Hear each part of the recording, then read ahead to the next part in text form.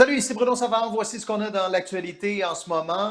On se permet de revenir un peu sur le budget fédéral annoncé hier parce qu'on retrouve là-dedans une somme de 500 millions de dollars dédiés à d'autres études de connectivité pour le train TGF, le train à grande fréquence qui relierait Toronto à Québec en passant par la Rive-Nord. Vous le voyez sur la carte, là. Donc, il y a toutes sortes d'interconnexions qu'il faut absolument vérifier avant de valider le tout.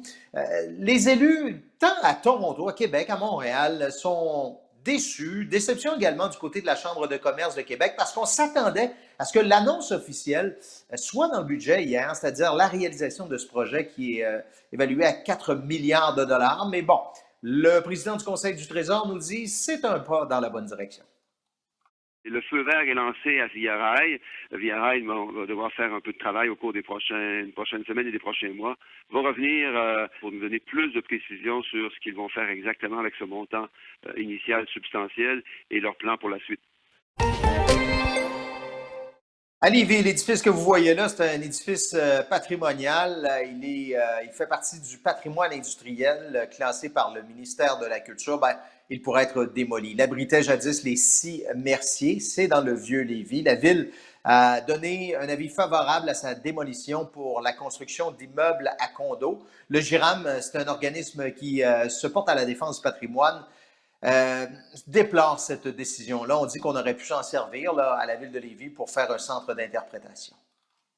C'est un bâtiment qui a un cachet particulier, qui est rustique, mais c'est comme ça qu'on l'aime. C'est sûr qu'il y a des planches à changer, etc., qu'il y aurait des travaux à faire pour le rendre viable pour un accès public. Ça, c'est un souvenir d'avril 2019, mais c'est probablement la photo qu'on pourra prendre demain soir. Oui, il y a une bordée de neige qui s'en vient sur nos régions, 15 cm attendus.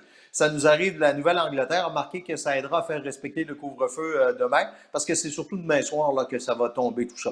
Je parle de 15 cm, particulièrement pour les régions au sud, la Beauce, on parle de Montmagny également. Sauf que là, le sol est quand même chaud ces temps-ci, ce qui fait que les accumulations pourraient être moindres parce que la neige au départ va probablement fondre en tombant au sol. Est-ce que c'est fréquent une tempête de neige à ce temps-ci de l'année? Ben, je suis obligé de vous dire oui parce que normalement, les dernières bordées de neige se situent dans la vallée du Saint-Laurent entre le 3 et le 5 mai. Puis notez aussi qu'il y aura des rafales de vent qui pourraient atteindre 70 km/h. Un mot sur la COVID en terminant. Malgré une baisse significative des nouveaux cas, vous le voyez, la capitale nationale, 195 nouveaux cas aujourd'hui. Malheureusement, on déplore 3 décès. Baisse également dans Chaudière-Appalaches, 140 avec aucun nouveau décès.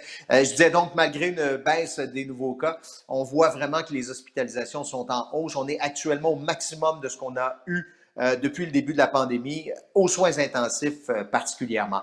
Notez, et c'est probablement pour ça que les mesures spéciales d'urgence seront prolongées d'une autre semaine, l'annonce viendra, et aussi 45 ans, c'est le nouveau plancher là, pour la vaccination pour l'AstraZeneca. Les détails viendront au cours des prochaines heures, des prochaines minutes.